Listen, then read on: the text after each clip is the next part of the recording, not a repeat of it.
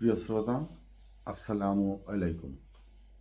সম্প্রতি আল জাজিরার একটি রিপোর্ট নিয়ে বেশ তোলপাড় শুরু হয়েছে মিডিয়া অঙ্গনে, সামাজিক যোগাযোগ মাধ্যমে এবং মানুষের সমালোচনায় বেশ মুখরোচক অবস্থানে আছে, যেখানে দেখানো হয়েছে জামাত ইসলাম ত্রয়োদশ নির্বাচনীতে বিজয়ী হয়ে বাংলাদেশ সরকার গঠন করার জন্য এগিয়ে আছে। হতে পারে সেটা তাদের প্রতিবেদন, আল জাজিরা প্রতিবেদন করে, আমেরিকার কয়েকটি সংস্থান আছে, এই সংস্থাগুলো প্রতিবেদন করে। কিন্তু প্রতিবেদন নিয়ে আমার কোনো দ্বিমত নাই, কিন্তু ভিতরে অন্তর্নিহিত বডিতে কিছু কথা, যেটা দুইবার উচ্চারণ করা হয়েছে কথাটা, আমি মূলত সেই কথাটা নিয়ে কথা বলতে চাচ্ছি। কথাটি হলো, দীর্ঘদিন ধরে জামাতের উপর যে নির্যাতন করা হয়েছে, তাদের নেতাদের ফাঁসিতে ঝোলানো হয়েছে, জামাতের কার্যক্রমকে নিষিদ্ধ করে তাদের উপর যে স্টিম রোলার চালানো হয়েছে, এই দলটিকে নিষ্ক্রিয় করার জন্য যত ধরনের গুম, হত্যা, খুন, পারিবারিকভাবে, সাংসারিক জীবনে বিভিন্নভাবে, সামাজিকভাবে বিবাদে জড়িয়ে, রাজনীতিক সকল ধরনের কূটকৌশল প্রতিটি জামাত ইসলামের একেবারে তৃণমূলের ক্ষুদ্র সদস্যের উপরও এই ধরনের নির্যাতন, অত্যাচার, পাশবিকতা চালানো হয়েছে। তো সেই জিনিসটাই তুলে ধরেছে আল জাজিরা। তারা বলছে যে দীর্ঘদিনের এই নির্যাতন এবং মজলুমের জায়গা থেকে মানুষের ভিতরে একটি সহানুভূতির জায়গা, একটি আবেগ, একটি অনুভূতিময় মানসিক দুর্বলতা তাদের প্রতি তৈরি হয়েছে মানুষের। দ্বিমতটা আমি এখানেই পোষণ করব। আবেগ বা সহানুভূতি এটা ক্ষণস্থায়ী, এটা মানুষের প্রতি মানুষের হতে পারে, কিন্তু বৃহত্তর একটি জনগোষ্ঠীকে, একটি দলের প্রতি হওয়া খুব কঠিন।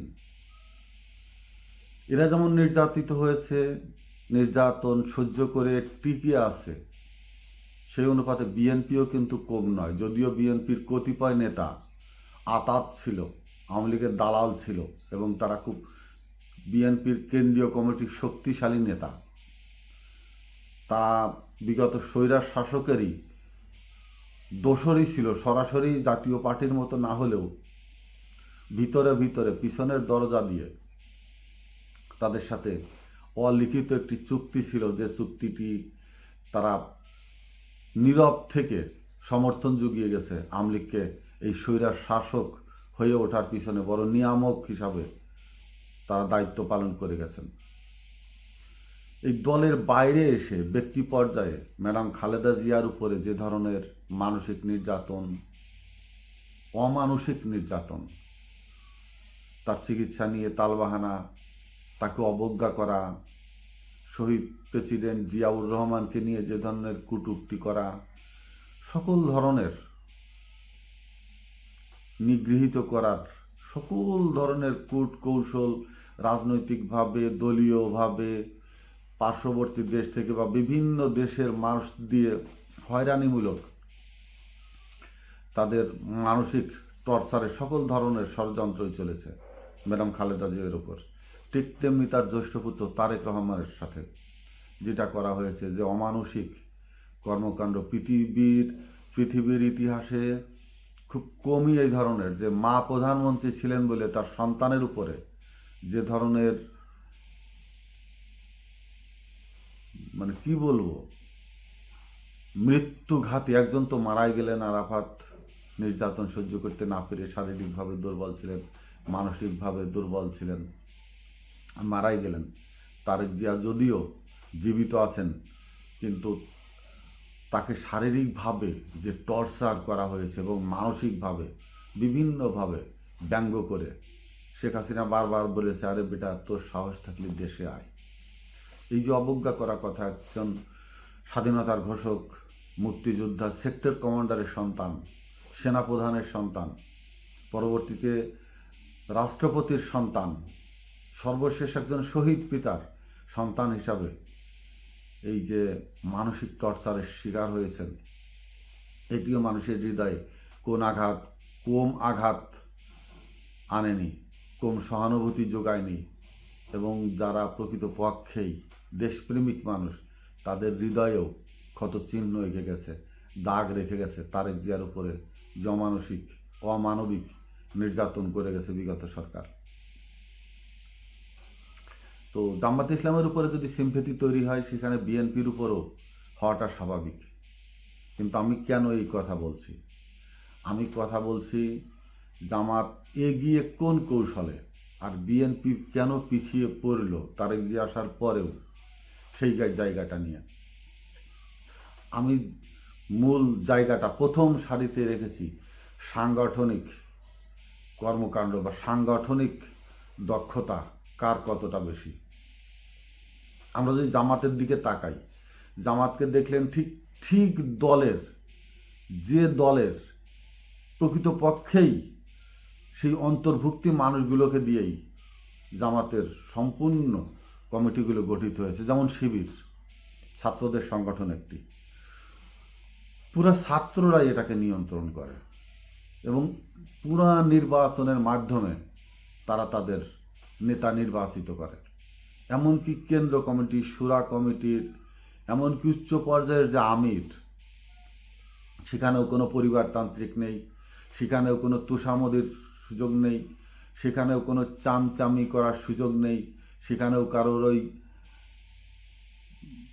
কী বলবো এটা লেজুর ভিত্তি করার কোনো সুযোগ নেই। যার যার দক্ষতায়, যার যার কর্ম, তাদের গ্লাস আছে, একেবারে সেই লাইটিং গ্লাস, যেটা দিয়ে প্রতিটি কর্মীর কর্মদক্ষতা সম্বন্ধে, জ্ঞান সম্বন্ধে একেবারে নিচে থেকে সর্বোচ্চ পর্যন্ত অবগত হইতে পারেন।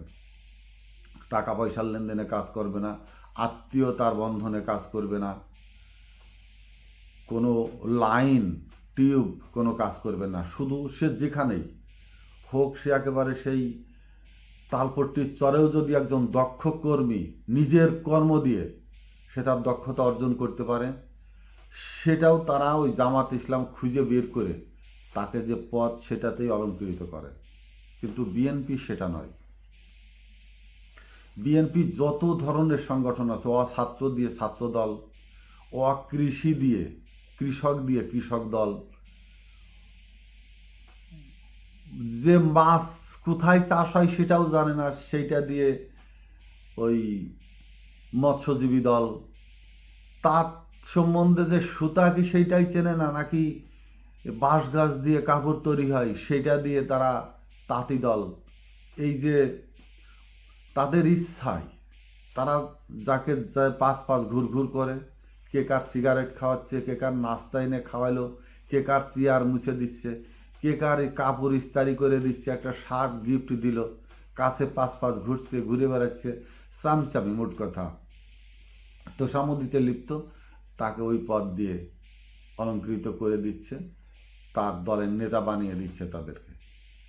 এই যে নেতা বানানোর যে রাজনৈতিক সংস্কৃতি, ব্যাড কালচার বিএনপিতে একেবারে প্রথিতভাবে গেড়ে বসেছে, শিকড়ে রপ্ত হয়ে গেছে। বিএনপি এর থেকে বের হয়ে আসতে পারেনি, যার জন্যই যার পেশা সে মর্মাহত হচ্ছে। তাকে নিয়ন্ত্রণ করবার জন্য আর এক ধরনের মানুষ এসে সেই পেশার সভাপতি হচ্ছে, সেই পেশাজীবী মানুষদেরকে নিয়ন্ত্রণ করছে। এটা রাজনৈতিক অঙ্গনে না, বাংলাদেশের আপনি সচিবালয়গুলো তো এইটাই, এ নিয়ে অনেক দিনে মনোমালিন্য রয়ে গেছে। সচিব পর্যায়ে গিয়ে সব প্রশাসন ক্যাডারের থেকে সচিব হচ্ছে, কিন্তু শিক্ষা, স্বাস্থ্য, আরও বিভিন্ন যে ক্যাডারগুলো রয়ে গেছে, তারা তাদের মন্ত্রণালয়ের সচিব হতে পারে না। ঠিক বিএনপি এই ধরনের আচরণই করে থাকে। কে কোথায় কোন পেশায় আছে সেটা বড় কথা না, সব সভাপতিগুলা তাদের পাশে যারা ঘুর করে তাদেরকে দিয়ে দলকে নিয়ন্ত্রণ করার চেষ্টা করছে। ত্রয়োদশ জাতীয় নির্বাচনের দিকে যদি তাকাই দেখেন, জামাতের কোনো বিদ্রোহী প্রার্থী নেই, বরঞ্চ তাদেরকে যার তুলে নিতে বলা হচ্ছে অত্যন্ত সবিনয়ের সাথে দলের প্রতি আজ্ঞাবহ রেখে সসম্মানে তারা মনোনীত প্রার্থীকে সরাসরি সমর্থন দিয়ে নিজেরা সরে আসছে, পিছু হটছে, কিন্তু পূর্ণ সমর্থন জানিয়ে।